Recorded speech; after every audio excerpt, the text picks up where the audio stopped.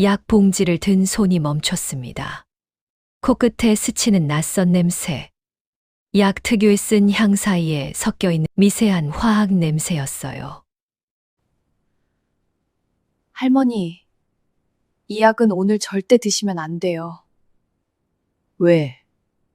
의사가 준 건데? 약에서 이상한 냄새가 나요. 약을 드시는 척만 하세요. 저를 믿으세요. 약 봉지를 든 손이 멈췄습니다. 코끝에 스치는 낯선 냄새. 약 특유의 쓴 향 사이에 섞여 있는 미세한 화학 냄새였어요. 할머니 잠깐만요. 이 약 좀 이상한 것 같아요. 할머니가 고개를 갸우뚱하셨죠. 하지만 이 요양보호사는 약 봉지를 슬쩍 주머니에 넣었습니다. 대신 미소를 지으며 말했어요. 물 먼저 한 잔 드릴게요. 이 작은 행동 하나가 앞으로 어떤 일을 불러올지 궁금하시다면 구독과 좋아요 함께 해주세요. 지금 어느 곳에서 듣고 계신지 댓글로 남겨주시면 그곳에 건강과 행복이 가득하길 바랍니다. 그럼 지금부터 이야기를 시작하겠습니다. 서울 서초구 반포대로에서 한 블록 들어간 조용한 골목. 하얀 건물 외벽에 청아원이라는 간판이 붙어 있었습니다. 고급 요양원이었죠. 밖에서 보면 평범한 건물이었지만 안으로 들어서면 완전히 달랐어요. 로비에는 은은한 클래식 음악이 흐르고 복도 곳곳에 생화가 놓여 있었습니다. 바닥은 발이 푹 빠지는 카펫이 깔려 있었고 벽면에는 고급 수묵화가 걸려 있었죠. 한 달 이용료만 1,000만 원이 넘는 곳이에요. 일반인은 이름조차 모르는 소개로만 입소할 수 있는 곳이었습니다. 이곳에 새로 배정된 요양보호사가 있었어요. 윤서진 24살이었죠. 키가 작고 마른 체격에 까만 머리를 하나로 묶은 모습. 얼핏 보면 평범한 여자아이였습니다. 하지만 서진이는 다른 요양보호사들과 확실히 달랐어요. 환자의 상태를 눈보다 코로 먼저 확인했거든요. 병실에 들어서면 먼저 조용히 숨을 들이쉽니다. 공기 속에 떠다니는 냄새를 읽었죠. 처음 보는 사람들은 이상하게 여겼지만 같이 일한 사람들은 알고 있었어요. 이 아이가 눈 대신 코로 세상을 읽는다는 걸요. 선천적으로 후각이 비정상적으로 발달한 서진이는 보통 사람이 맡지 못하는 냄새까지 구별할 수 있었습니다. 음식이 상하기 하루 전에 알아채고 사람의 채취만으로 감정 상태를 읽을 수 있었죠. 긴장한 사람에게서는 쇠 냄새가 났고 거짓말하는 사람에게서는 시큼한 땀 냄새가 났어요. 슬픈 사람에게서는 젖은 흙 냄새가 나고 화가 난 사람에게서는 탄 냄새가 났습니다. 심지어 약의 성분이 미세하게 달라진 것도 코끝으로 느낄 수 있었죠. 하지만 이 능력이 늘 좋은 것만은 아니었어요. 어릴 때부터 예민하다는 소리를 달고 살았거든요. 초등학교 급식 시간에 우유가 상했다고 했더니 영양사 선생님한테 혼이 났습니다. 다음 날 아이들 10명이 배탈이 났죠. 그래도 사과는 받지 못했어요.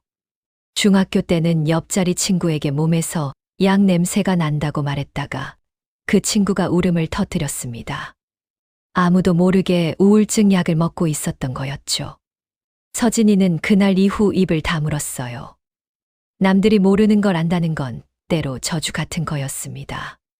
대학도 포기했어요. 강의실에 수십 명이 모여 있으면 냄새가 뒤섞여서 머리가 깨질 것 같았거든요. 땀 냄새, 향수 냄새, 커피 냄새, 긴장의 냄새, 졸음의 냄새. 전부 한꺼번에 밀려오면 숨을 쉴 수가 없었죠. 그래서 택한 직업이 요양보호사였습니다. 환자 한두 명을 가까이서 돌보는 일. 냄새가 적고 조용하고 서진이한테는 딱 맞는 일이었어요. 오늘이 청아원 첫 출근이었습니다. 수간호사 박미영이 서진이를 데리고 복도를 걸었죠. 윤서진 씨, 오늘부터 VIP 305호. 담당이에요.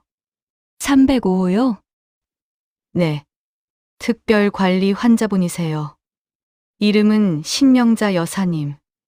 82살이시고 치매 초기 진단을 받으셨어요.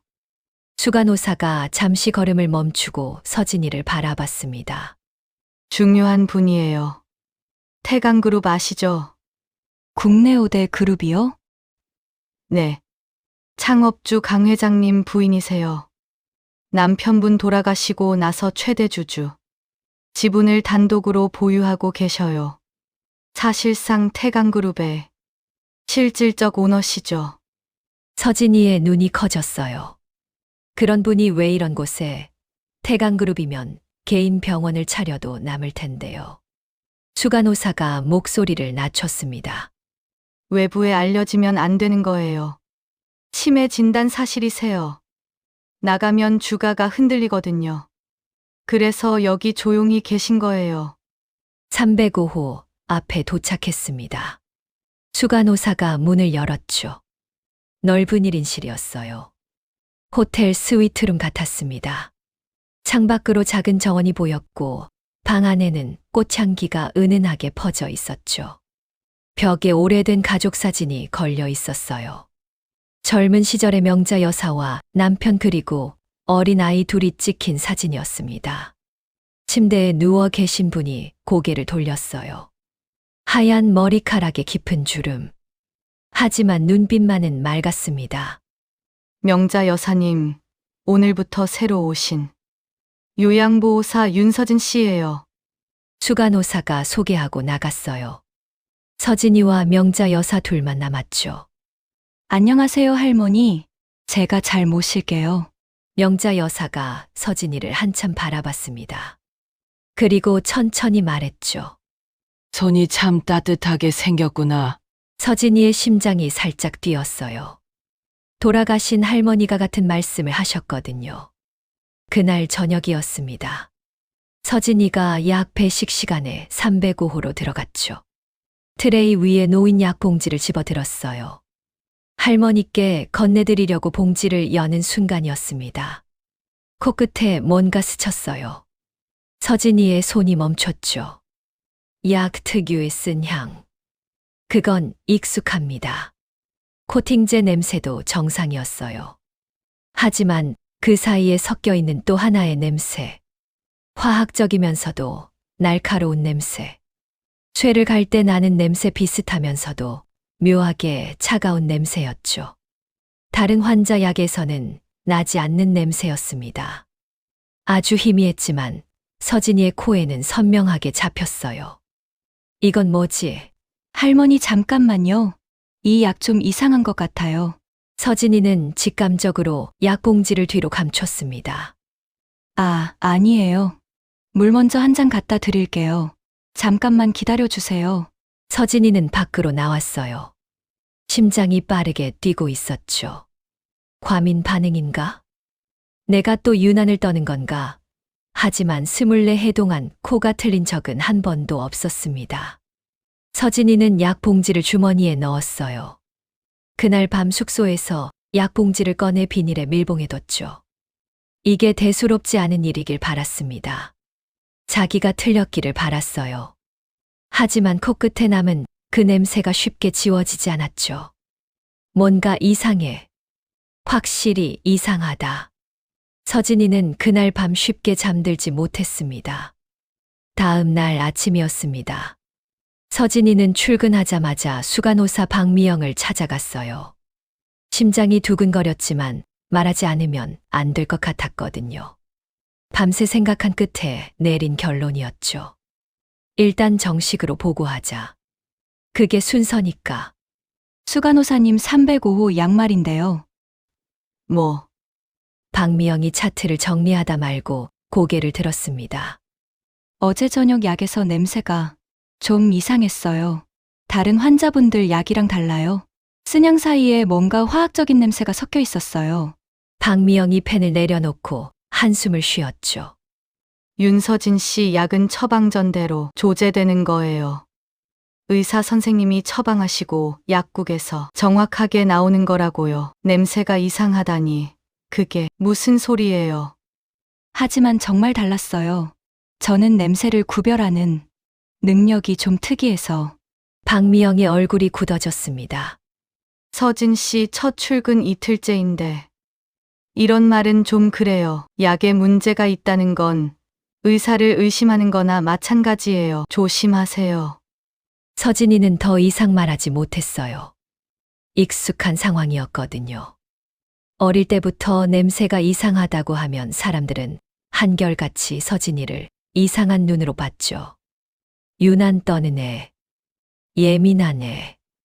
그 시선이 24해 동안 따라다녔습니다. 서진이는 입을 다물었어요. 그리고 305호로 향했죠. 영자 여사는 창밖을 바라보고 계셨습니다. 오늘은 맑은 날이었어요. 표정이 또렷했죠. 치매 초기에는 맑은 날과 흐린 날이 번갈아 왔습니다. 맑은 날에는 모든 게 정상인 것처럼 또렷하시다가 흐린 날에는 방금 하신 말씀을 기억 못 하셨어요. 서진이가 들어서자 고개를 돌리셨죠. 왔구나. 네, 할머니. 좋은 아침이에요. 서진이가 세면을 도와드리고 아침 식사를 차려드렸습니다. 영자 여사가 죽을 천천히 드시면서 서진이를 바라봤어요. 넌 어디 출신이니? 서울이요. 아버지랑 둘이 살아요. 어머니는? 어릴 때 돌아가셨어요. 제가 5살 때요. 영자 여사의 눈에 안타까움이 어렸습니다. 숟가락을 잠시 내려놓으시더니 서진이의 얼굴을 한참 들여다보셨죠. 그래서 그런가. 내 눈에 엄마를 일찍 잃은 아이, 특유의 빚이 있어. 어른스러우면서도 어딘가 허전한 빚. 서진이는 가슴이 뭉클해졌어요. 이 할머니는 어제 처음 본 분인데 마치 오래전부터 알던 사람 같았거든요. 서진아, 네, 할머니. 내가 가끔 멍해질 때가 있어. 머리가 안개 낀 것처럼 흐려져. 그때는 내 말이 앞뒤가 안 맞을 수도 있어. 방금 한 말을 또 하기도 하고. 그래도 괜찮겠니?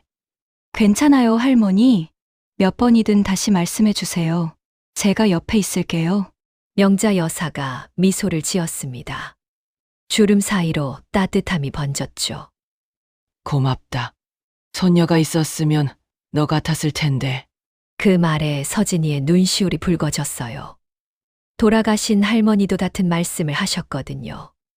할머니가 돌아가시던 날 마지막으로 하신 말씀이 바로 그거였습니다.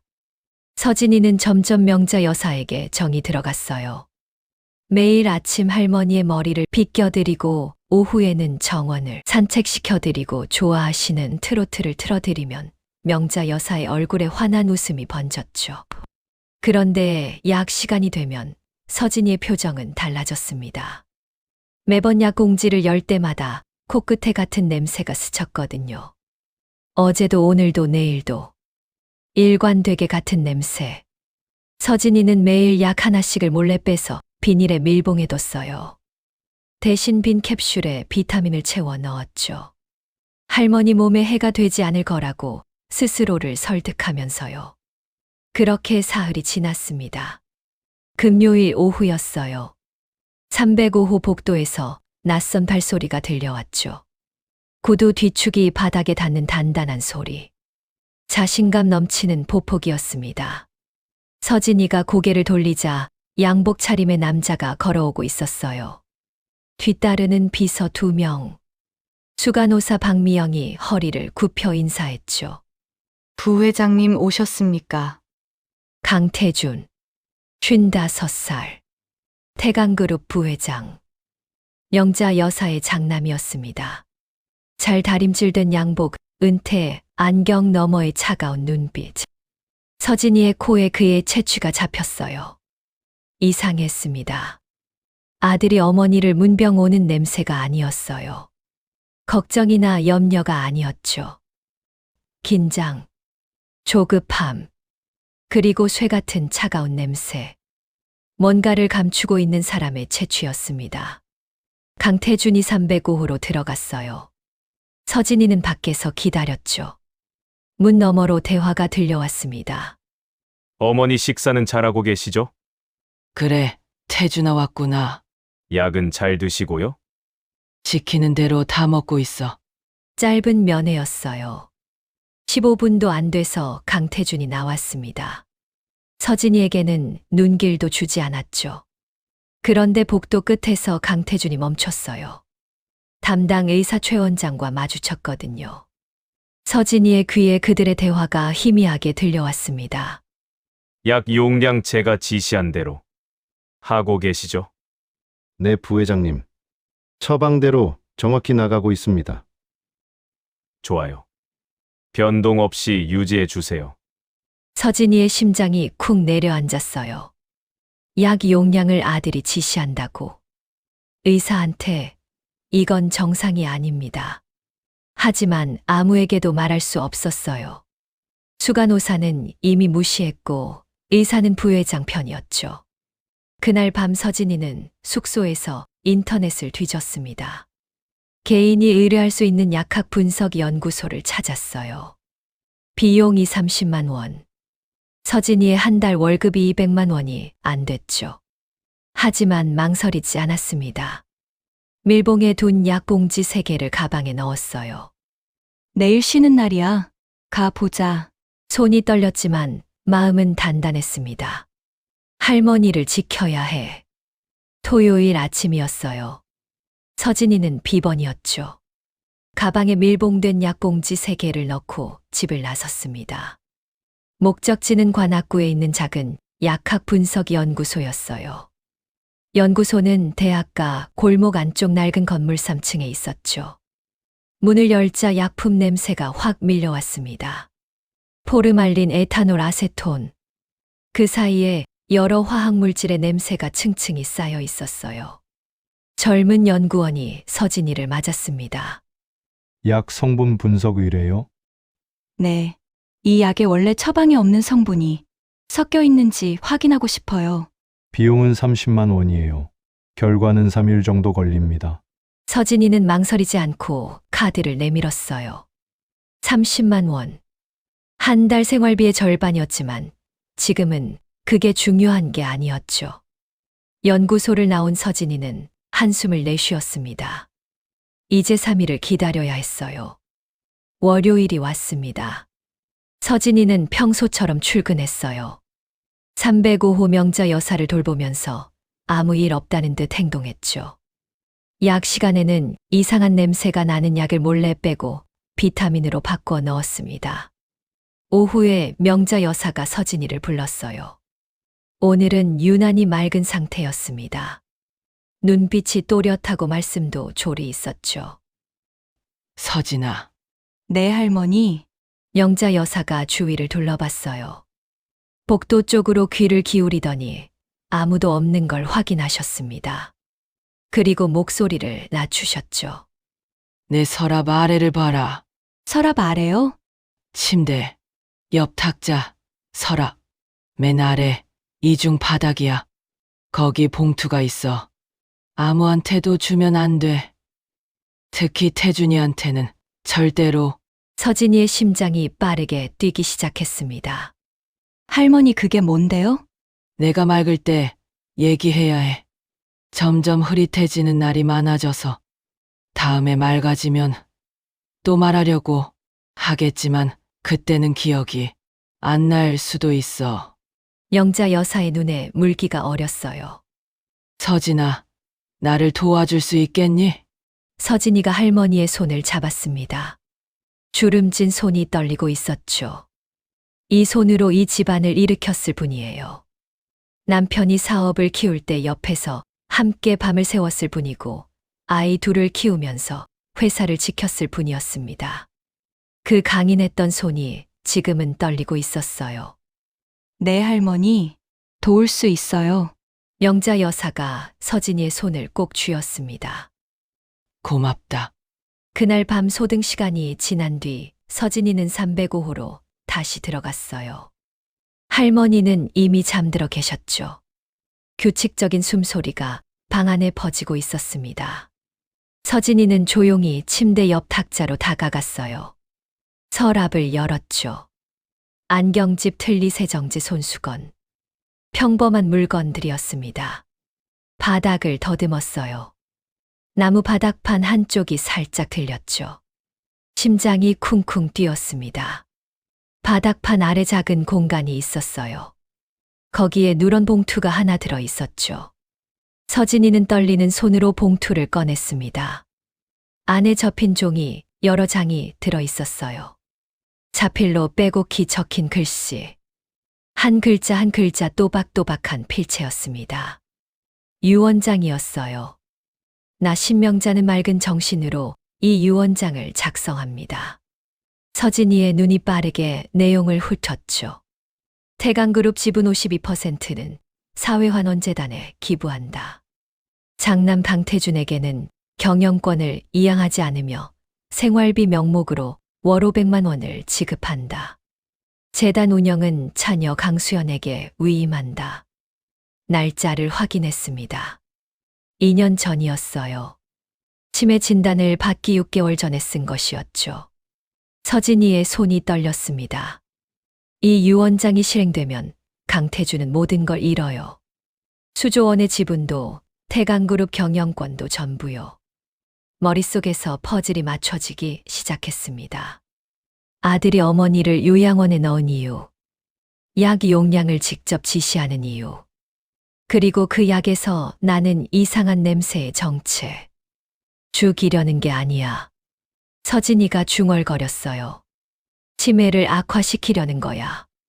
할머니의 판단 능력을 완전히 없애서 유언장을 무효화하려는 것이었습니다.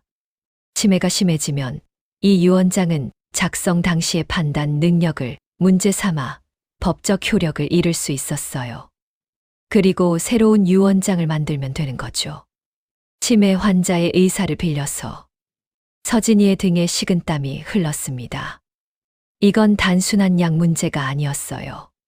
수조 원짜리 유산 다툼이었죠. 그 한가운데에 아무것도 모르는 할머니가 계셨고, 이제 서진이도 발을 들인 거였습니다. 서진이는 유언장 사진을 찍었어요. 한 장 한 장 또렷하게요. 그리고 원본은 다시 봉투에 넣어 서랍 이중 바닥 아래에 돌려놓았습니다. 305호를 나오는 서진이의 다리가 후들거렸어요. 복도의 비상등만 희미하게 빛나고 있었죠. 어떡하지? 이걸 누구한테 말해야 하지? 수요일이 됐습니다. 분석 결과가 나오는 날이었어요. 서진이는 퇴근 후 곧장 연구소로 달려갔죠. 연구원이 결과지를 내밀었습니다. 스코폴라민 유도체 미량 검출, 아세틸콜린 억제 성분 확인. 해당 성분은 일반 처방약에 포함되지 않는 물질임. 서진이의 손이 떨렸어요. 스코폴라민은 고용량에서 기억력, 감퇴와 인지 기능, 저하를 유발합니다. 미량이라도 장기간 투여하면 치매 증상이 급격히 악화될 수 있어요. 누군가 의도적으로 넣지 않는 한 처방약에 이 성분이 들어갈 이유가 없습니다. 서진이의 코가 맞았습니다. 처음부터 맞았던 거예요.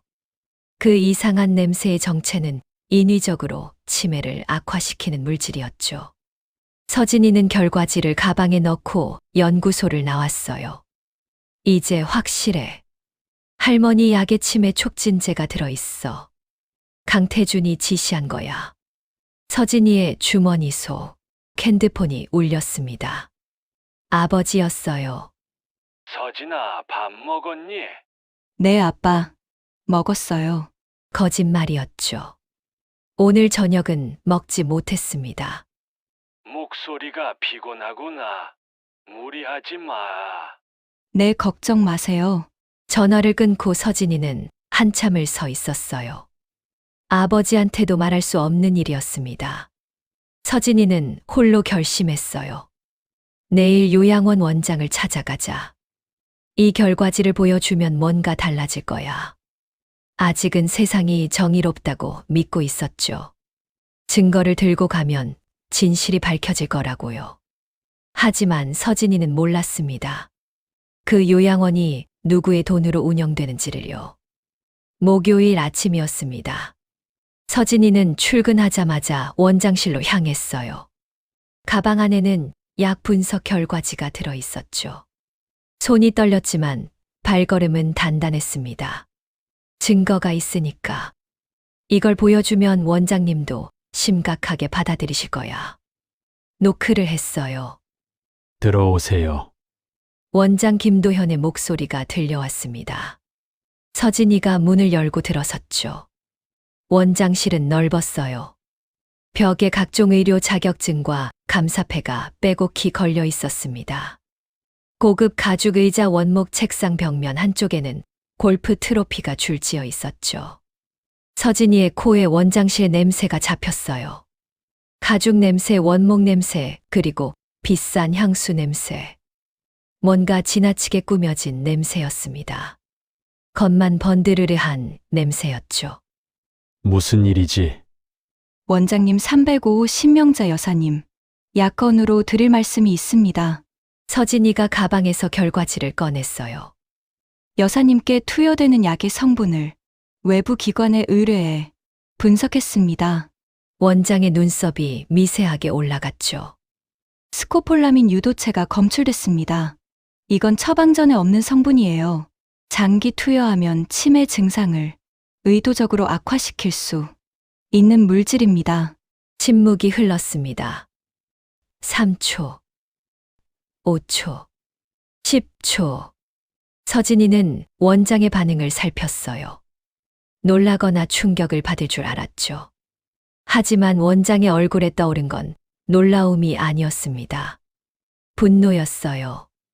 윤서진 씨, 원장의 목소리가 차가워졌습니다. 내가 무슨 권한으로 환자의 약을 빼돌려서 외부 기관에 분석을 의뢰한 거지? 서진이의 심장이 철렁 내려앉았어요. 네, 이건 의료법 위반이야. 환자의 약물을 무단으로 반출하고 외부 기관에 넘겼어. 이거 고소감이야.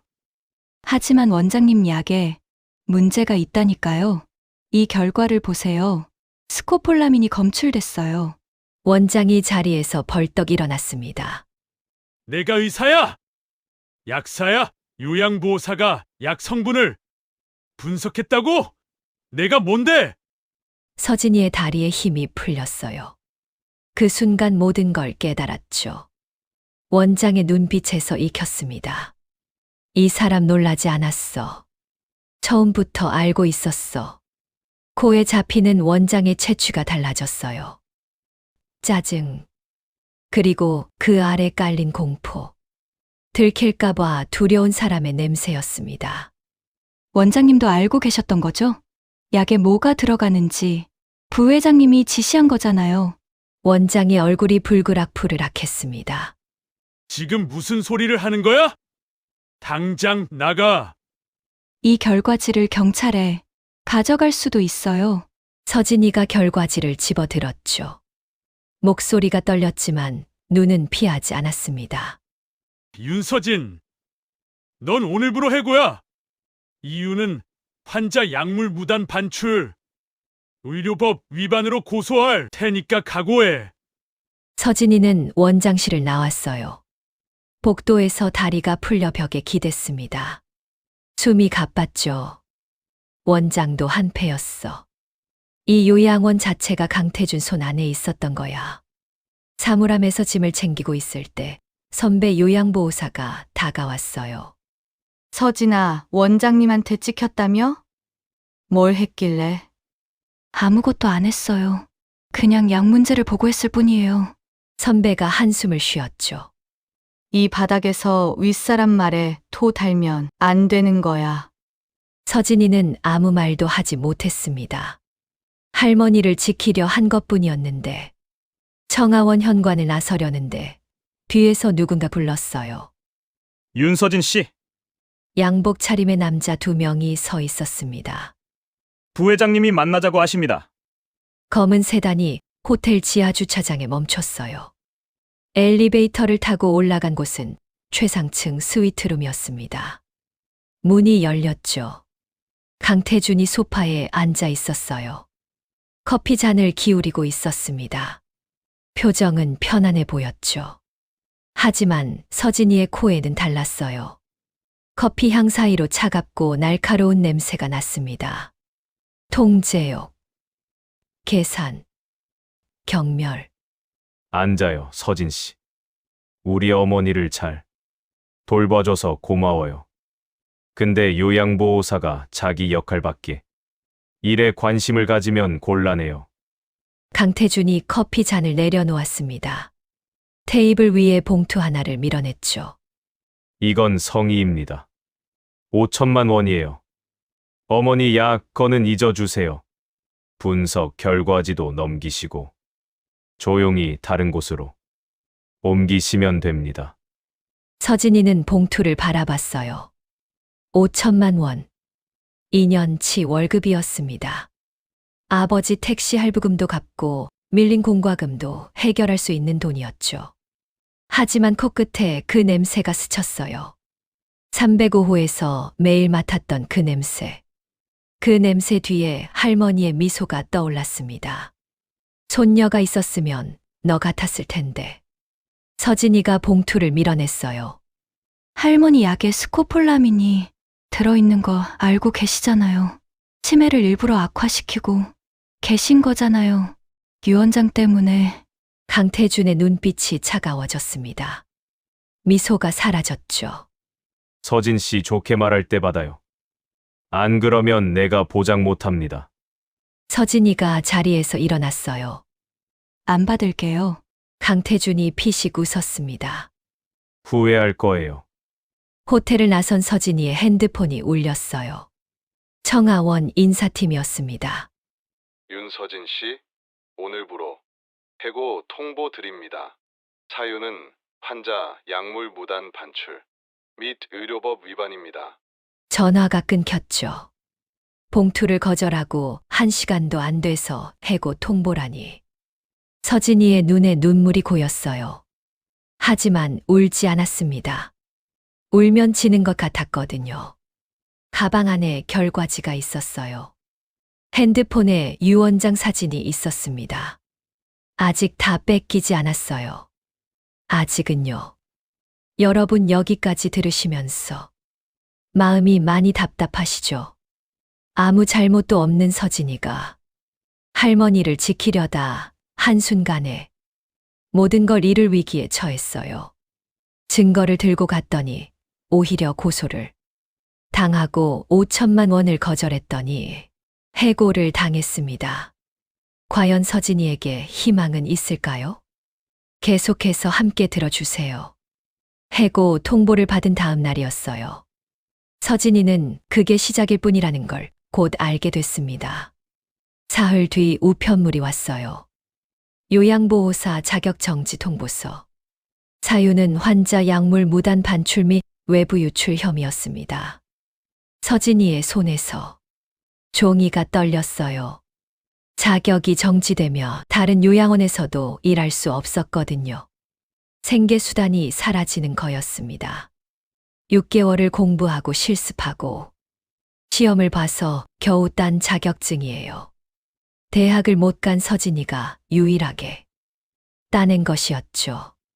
그게 종이 한 장으로 정지됐습니다. 같은 주 금요일이었어요. 아버지한테서 전화가 왔습니다. 서진아, 이상한 일이 생겼다. 무슨 일이에요, 아빠? 택시 회사에서 갑자기 계약 해지하래. 15년 동안 사고 한 번 안 냈는데 갑자기 무슨 소리야? 서진이의 심장이 쿵 내려앉았어요. 아빠까지. 아빠 손까지 댄 거야. 서진이 아버지 윤기태 씨는 올해 61살이었습니다. 엄마가 돌아가시고 나서 혼자 서진이를 키웠죠. 새벽 4시에 일어나 택시를 몰고 밤 10시에 들어와 서진이 도시락을 싸주던 아버지.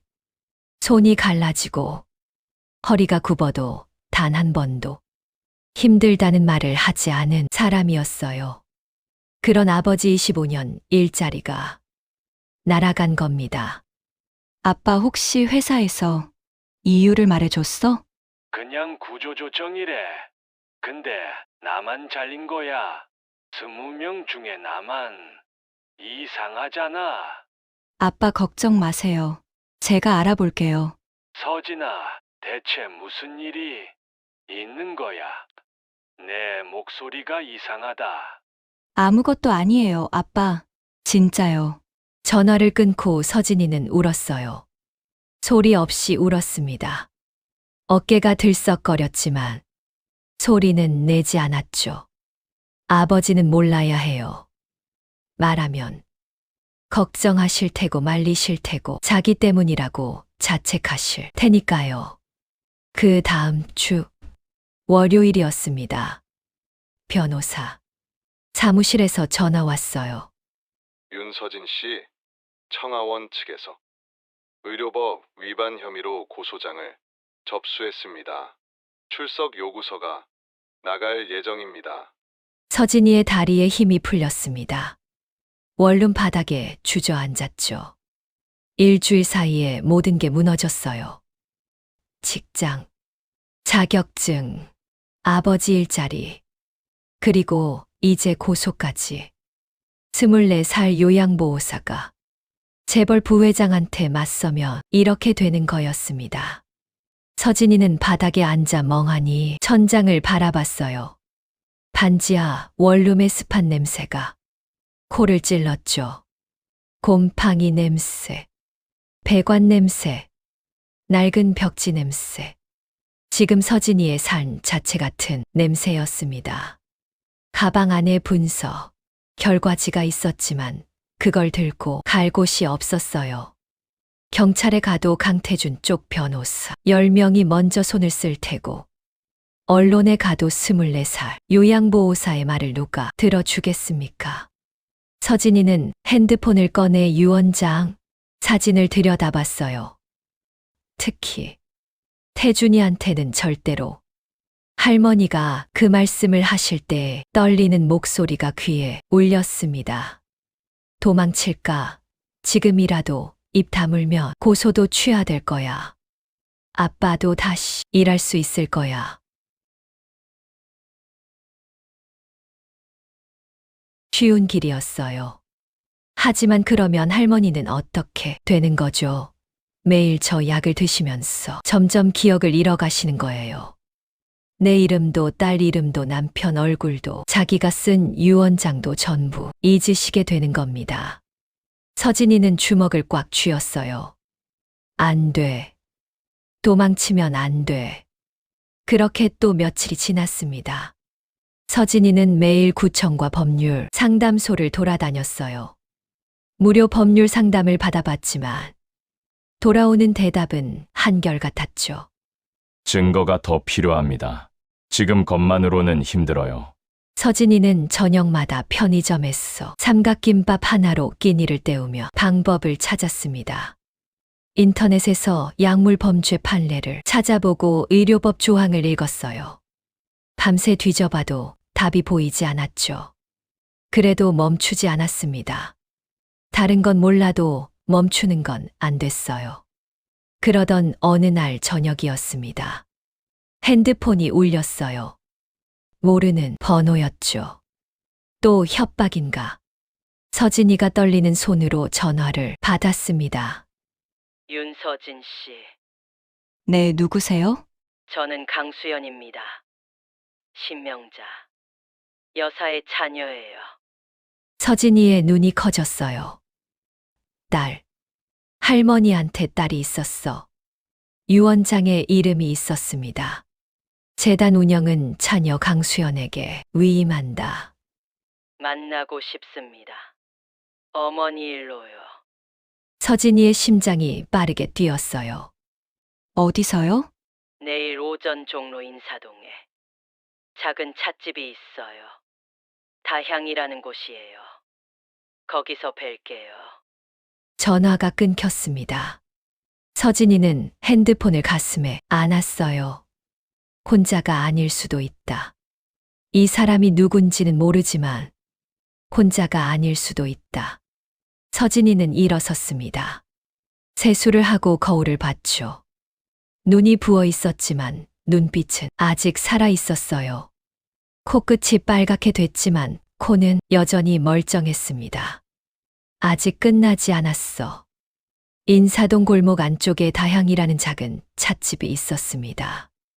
오래된 나무 문을 열자 따뜻한 차 향기가 서진이를 감쌌어요. 보이차, 국화차, 유자차의 향이 겹겹이 읽혔죠. 오래된 나무 냄새도 섞여 있었습니다. 수십 년은 된 것 같은 시간이 배어든 나무 냄새. 구석 자리에 여자 한 명이 앉아 있었어요.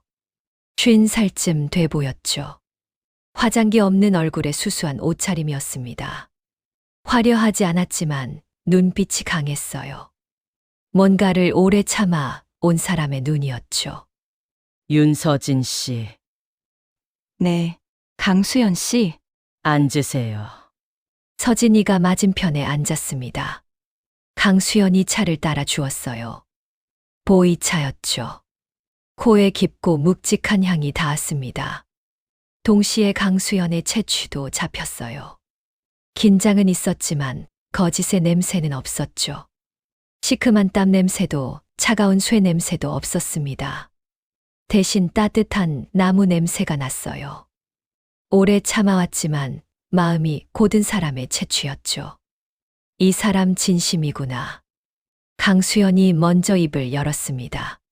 서진 씨 먼저 사과드릴게요. 갑작스러운 연락이었죠. 어떻게 저를 알게 되신 거예요? 청하원에 내 사람이 한 명 있어요. 오래전부터 어머니 상태를 지켜보고 있었죠. 서진 씨가 약 문제를 제기했다가 해고됐다는 소식을 듣고 연락한 거예요. 강수연이 차를 한 모금 마셨습니다. 나는 20년 전 집에서 쫓겨났어요. 왜요? 아버지가 돌아가시고 나서 오빠, 태준이가 경영권을 가져갔죠. 나는 어머니 뜻대로 사회복지 일을 하고 싶었어요. 장학재단을 만들고 싶었죠. 오빠는 그게 마음에 안 들었어요. 집안 돈을 밖에 뿌리려 한다고. 이사회를 열어서 나를 경영, 일선에서 완전히 밀어냈습니다. 결국 의절당했어요. 20년 동안 어머니 얼굴을 못 봤습니다. 강수연의 목소리가 담담했어요. 하지만 그 안에 담긴 무게는 무거웠죠. 20년이라는 시간의 무게였습니다. 어머니가 치매 진단받으시기 전에 저한테 연락하셨어요. 뭐라고 하셨어요? 태준이가 무섭다고. 자기 유언장을 지켜달라고. 그런데 그 뒤로 연락이 끊겼어요.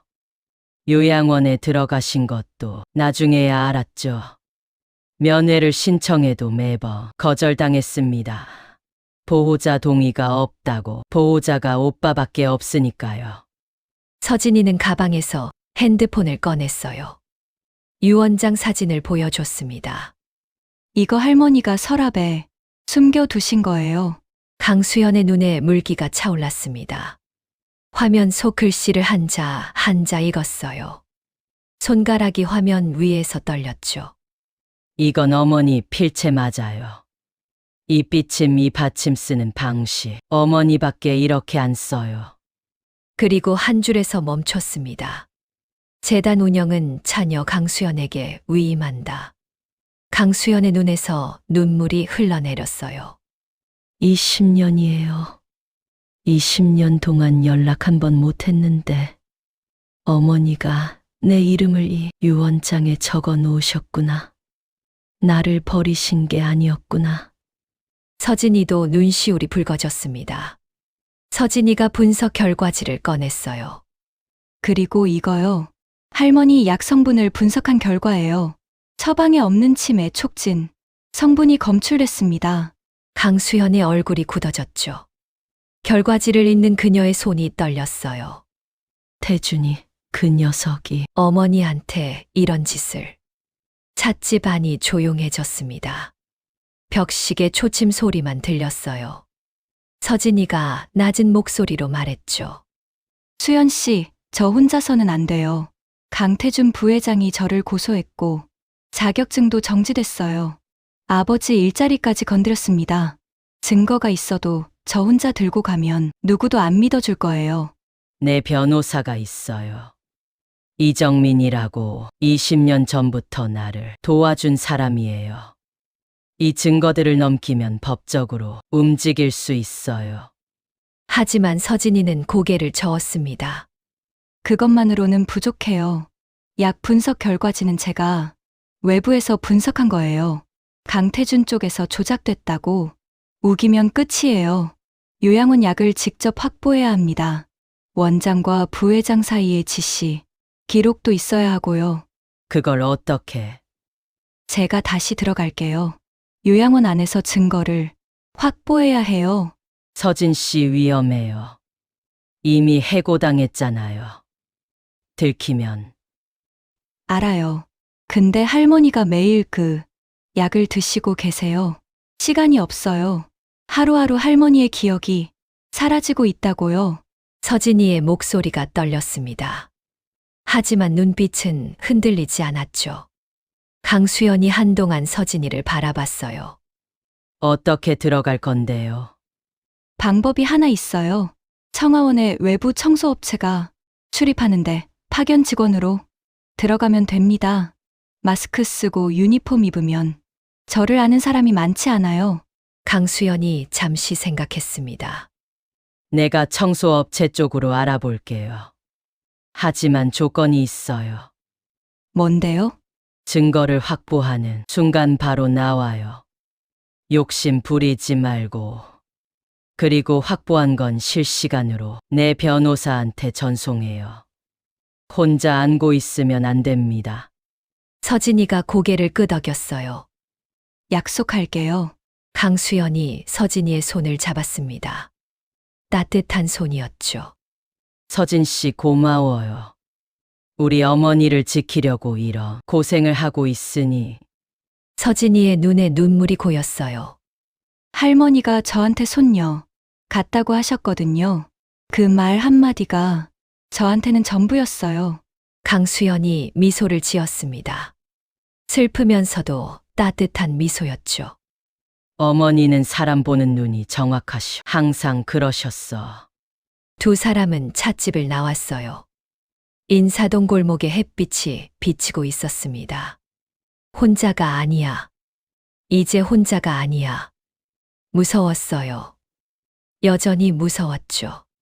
하지만 옆에 누군가가 있다는 것만으로도 발걸음이 달라졌습니다. 할머니, 조금만 기다리세요. 꼭 데리고 나올게요. 3일 뒤 수요일 새벽이었어요. 서진이는 파견 청소업체 유니폼을 입고 청아원 후문 앞에 서 있었습니다. 머리를 올려 묶고 마스크를 쓴 모습이 평소와 완전히 달랐죠. 가슴이 쿵쿵 뛰었어요. 손끝이 차가웠습니다. 강수연이 알아봐 준 업체였어요. 하루짜리 파견이었죠. 서진이는 직원 명단에 가명으로 올라 있었습니다. 김지은. 낯선 이름이 목에 걸렸지만 이를 악물었어요. 오늘 하루만 버티면 돼. 증거만 확보하면 끝이야. 아침 6시. 후문이 열렸습니다. 청소 직원 3명이 함께 들어갔죠. 서진이가 그 틈에 섞여 들어갔어요. 익숙한 냄새가 코를 찔렀습니다. 소독제 꽃향, 약 냄새. 한 달도 안 됐는데 그리운 냄새였어요. 동시에 무서운 냄새이기도 했죠. 서진이에게 배정된 구역은 2층이었습니다. 305호는 3층이었어요. 서진이는 2층 복도를 빠르게 닦았죠. 걸레를 밀면서도 머릿속으로는 동선을 그리고 있었습니다. 305호 먼저, 그 다음 1층 약 보관실, 마지막으로 원장실. 청소업체 작업 시간은 아침 6시에서 9시까지. 3시간 안에 모든 걸 끝내야 했어요. 2층 청소를 끝낸 서진이는 아무도 보지 않는 틈을 타 계단으로 3층에 올라갔습니다. 복도가 조용했어요. 아침 식사 시간이라 대부분의 환자들이 식당에 가 있었거든요. 305호 앞에 멈췄습니다. 심장이 목구멍까지 올라온 것 같았죠. 문을 살짝 열었어요. 영자 여사는 식당에 안 가시고 침대에 누워 계셨습니다. 오늘은 흐린 날이었어요. 눈빛이 멍했죠. 천장을 바라보고 계셨습니다. 아무것도 보이지 않는 것처럼요. 서진이가 조심스럽게 들어갔어요. 할머니, 명자 여사가 고개를 돌렸습니다. 멍한 눈빛이었지만 서진이를 보는 순간 초점이 살짝 돌아왔어요. 마치 안개 속에서 불빛을 본 것처럼요. 서진아, 내가 왜 여기? 할머니 조금만 기다리세요. 꼭 데리고 나올게요. 명자 여사의 눈에 물기가 어렸습니다. 서진이의 손을 잡았죠. 주름진 손이 떨리고 있었어요. 할머니가 무언가를 말하려 했지만 단어가 떠오르지 않는 것 같았습니다. 입술이 움직였지만 소리가 나오지 않았죠. 치매가 더 진행된 거야. 할머니에게서 나는 냄새가 달라져 있었어요. 전에는 햇빛에 말린 이불 같은 따뜻한 냄새였는데 지금은 그 냄새가 옅어져 있었습니다. 대신 약 냄새가 짙어져 있었죠. 몸 전체에 약이 스며든 냄새였어요. 시간이 없다. 빨리 해야 해. 서진이는 할머니의 손을 꼭 잡아들이고 방을 나왔습니다. 다음 목적지는 1층 약 보관실이었어요. 비상 계단을 타고 2층으로 내려갔죠. 오전 7시 35분. 교대 시간이라 간호사 스테이션이 비어 있었습니다. 서진이는 청소 카트를 밀고 약 보관실 앞으로 갔어요. 비밀번호를 눌렀죠. 일할 때 매일 드나들었으니까 외우고 있었습니다. 문이 열렸어요.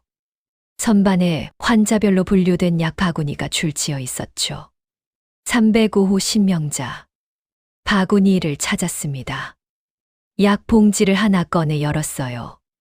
코를 가까이 대봤죠. 그 냄새. 여전히 같은 냄새였습니다. 쓴 약 향 사이에 섞인 날카로운 화학 냄새. 한 달이 지나도 변함없이 나는 그 냄새였어요. 서진이는 약 3봉지를 비닐에 밀봉의 주머니에 넣었습니다.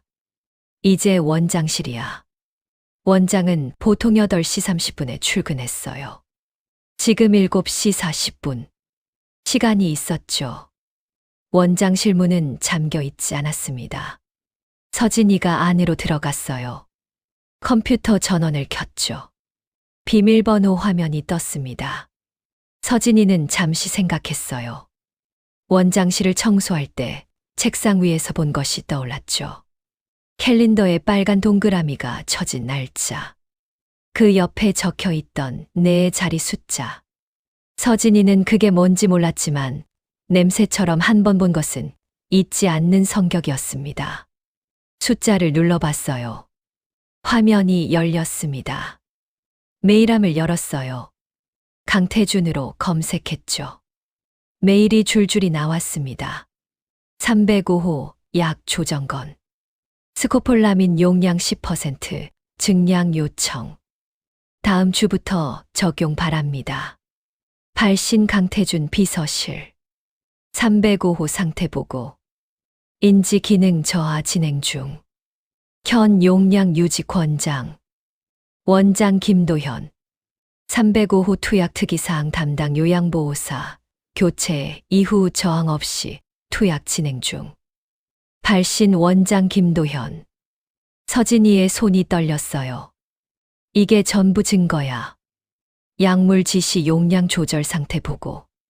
전부 메일로 주고받은 게 기록으로 남아 있었습니다. 핸드폰으로 메일 화면을 찍기 시작했어요. 한 장 한 장 빠르게요. 사진을 찍을 때마다 강수연의 변호사에게 실시간으로 전송했죠. 메일스 무통을 찍었습니다. 입금 내역서도 발견했어요. 태강그룹에서 청하원으로 매달 들어오는 특별 관리비. 금액이 어마어마했습니다. 이 요양원 자체가 강태준의 주머니 안에 있었던 거였죠. 서진이가 마지막 사진을 전송하는 순간이었어요. 딸깍. 뒤에서 문 잠기는 소리가 났습니다. 서진이가 돌아봤죠. 원장 김도현이 서 있었어요. 그 뒤에 경비원 2명이 있었습니다. 원장의 얼굴에 차가운 미소가 떠 있었죠. 역시 올 줄 알았어. CCTV 안 보일 줄 알았어? 후문에서 들어올 때부터 다 봤어. 서진이의 심장이 얼어붙는 것 같았어요. 그 핸드폰 이리 내놔. 원장이 손을 내밀었습니다. 서진이는 핸드폰을 등 뒤로 감췄어요. 못 드려요. 불법 침입의 증거 절취야. 경찰 부르면 넌 끝이야. 원장이 전화기를 들어 올렸습니다. 부회장님, 잡았습니다. 전화 너머로 강태준의 목소리가 들려왔죠. 핸드폰이랑 가져간 약 전부 회수해. 그리고 경찰에 넘겨. 불법 침입이야. 경비원이 한 발짝 다가왔어요. 하지만 서진이의 입꼬리가 살짝 올라갔습니다. 늦었어요, 원장님. 뭐? 사진이랑 메일 내용 전부 이미 보냈어요. 실시간으로요. 제가 찍는 족족 전송됐습니다. 지금 이 순간에도 변호사 손에 있어요. 제 핸드폰을 가져가도 소용없어요. 원장의 얼굴이 하얗게 변했어요. 코에 잡히는 냄새가 확 바뀌었습니다. 아까까지의 여유는 사라지고 순수한 공포의 냄새만 남았죠. 완전히 무너진 사람의 냄새였어요. 같은 시각 강수연의 변호사 사무실. 변호사 이정민이 핸드폰으로 전송받은 사진들을 확인하고 있었습니다. 메일 기록, 약물 지시 내역, 입금 내역서. 증거가 충분했어요. 강수연 씨, 증거 확보됐습니다. 지금 바로 법원에 증거보전 신청 들어가겠습니다. 동시에 검찰 고발도 진행합니다. 청하원 원장실에서 서진이는 경비원에게 팔을 잡혀 있었어요. 부회장님, 증거가 다 유출됐습니다. 어떡합니까? 전화 너머로 강태준의 목소리가 터져 나왔습니다. 뭐? 서진이는 그 소리를 들으며 조용히 눈을 감았어요. 할머니, 이제 괜찮을 거예요. 2주가 지났습니다. 검찰 수사가 시작됐어요. 서진이가 확보한 메일, 기록과 약물 지시 내역이 결정적 증거가 됐죠. 강수연의 변호사가 제출한 증거보전 신청이 받아들여지면서 청하원의 모든 전자기록과 약물 보관 현황이 압수됐습니다. 약물 재분석이 이루어졌어요. 이번에는 국립과학수사연구원에서 직접 분석했죠. 결과는 서진이의 코가 맡은 그대로였습니다. 처방에 없는 스코폴라민 유도체 검출. 장기 투여 시인지 기능을 의도적으로 저하시키는 물질이었어요. 서진이의 코가 처음부터 맞았던 겁니다. 첫날 저녁 약공지를 열었을 때 느낀 그 이상한 냄새. 그게 전부 맞았어요. 강태준은 체포됐습니다. 혐의는 존속상해. 어머니에게 치매 촉진 물질을 의도적으로 투여한 것이었죠. 사문서 위조 혐의까지 추가됐어요. 영자 여사의 치매가 악화된 뒤 새로운 유언장을 만들려 했던 정황이 포렌식 분석에서 드러났습니다. 부회장실 컴퓨터에서 유언장 초안 파일이 발견됐어요. 어머니의 필체를 흉내내서 작성한 것이었죠. 원장 김도현도 공범으로 구속됐습니다. 환자에게 처방 외 약물을 투여한 의료법 위반과 강태준과의 공모 혐의였어요. 수간호사 박미영도 직위 해제됐죠. 서진이의 보고를 무시하고 은폐에 가담한 혐의였습니다. 서진이에 대한 고소는 전부 취하됐어요. 요양보호사 자격 정지도 철회됐죠. 아버지의 택시 회사 계약도 원래대로 돌아왔습니다. 서진이가 아버지에게 전화를 걸었어요. 아빠 회사에서 다시 연락 올 거예요. 뭐? 갑자기 왜? 그냥 제가 좀 알아봤어요. 아버지는 영문을 모르셨습니다. 서진이는 설명하지 않았어요. 나중에 다 말씀드릴게요. 지금은 그냥 다시 일하실 수 있다는 것만 아시면 돼요. 맑은 가을날이었습니다. 서진이는 새 병원 앞에 서 있었어요. 영자 여사가 옮겨진 대학병원이었죠. 강수연이 직접 선정한 곳이었습니다. 치매 전문의가 상주하는 최고의 시설이었어요. 501호. 문을 열었습니다. 영자 여사가 창가에 앉아 계셨어요. 햇빛이 하얀 머리카락 위에 부서지고 있었죠. 그리고 그 옆에 강수연이 앉아 있었습니다. 20년 만에 어머니 곁으로 돌아온 딸이었어요. 어머니의 손을 잡고 있었죠. 서진아 왔구나. 영자 여사가 고개를 돌렸습니다. 눈빛이 맑았어요. 치매 촉진제 투여가 중단된 뒤로 상태가 눈에 띄게 좋아지고 있었죠. 물론 완전히 나은 건 아니었습니다. 여전히 흐린 날이 있었어요. 하지만 맑은 날이 훨씬 많아졌죠. 그리고 서진이의 코에도 느껴졌습니다. 할머니에게서 나는 냄새가 달라져 있었어요. 약 냄새가 옅어지고 대신 따뜻한 냄새가 다시 돌아오고 있었죠. 햇빛에 말린 이불 같은 그 포근한 냄새가요. 할머니 오늘 기분이 어때요? 좋아. 수연이가 옆에 있으니까 더 좋고. 강수연의 눈에 눈물이 고였습니다. 서진이도 눈시울이 붉어졌어요. 영자 여사가 서진이의 손을 잡았죠. 서진아, 네, 할머니. 그때 내가 약을 멈춰주지 않았으면 나는 이미 아무것도 모르는 사람이 됐을 거야. 수연이 얼굴도 못 알아봤을 거야. 내 이름도 잊어버렸을 거고. 서진이는 고개를 저었습니다. 할머니가 저한테 따뜻하게 대해 주셨잖아요. 소녀 같다고 하셨잖아요. 그 한마디가 저한테는 전부였어요. 그 말 안 하셨으면 저도 그냥 지나쳤을 거예요. 할머니가 저를 먼저 알아봐 주신 거예요. 영자 여사가 미소를 지었습니다. 따뜻한 미소였죠. 주름 사이로 햇살이 스며드는 것 같았어요. 내 코가 세상에서 제일 귀한 코야. 서진이가 웃었습니다. 할머니 제 코는요, 지금 이 방에서 보이차 향이 난다는 것도 알아요. 수연 씨가 가져오셨죠? 강수연이 놀랐어요. 어떻게 알았어요? 가방에서 나요. 지퍼 사이로 새어나와요. 세 사람이 웃었습니다. 501호의 웃음소리가 퍼졌어요. 오래간만에 듣는 웃음소리였죠. 한 달 뒤 명자 여사의 자필 유언장은 법적 효력을 인정받았습니다. 작성 당시의 판단, 능력에 문제가 없었음이 전문가 감정을 통해 확인된 거였어요. 태강그룹 지분 52%는 사회환원재단으로 이전됐죠. 재단 이름은 명자 여사가 직접 지었습니다. 다향재단. 인사동 찻집 이름과 같았어요. 강수연이 어릴 때 어머니와 자주 갔던 찻집이었거든요. 재단 초대 사무국장은 강수연이 맡았습니다. 재단의 첫 사업은 노인 돌봄센터 설립이었어요. 독거 어르신과 요양시설 어르신들을 위한 곳이었죠. 그리고 그 센터의 요양보호사 팀장 자리에 이름이 올라갔습니다. 윤서진. 서진이는 처음에 사양했어요. 저는 그냥 요양보호사예요. 팀장은 좀. 강수연이 웃었습니다. 서진 씨, 우리 센터에는 약 냄새를 맡아줄 사람이 필요해요. 서진이도 웃었죠. 그건 자신 있어요.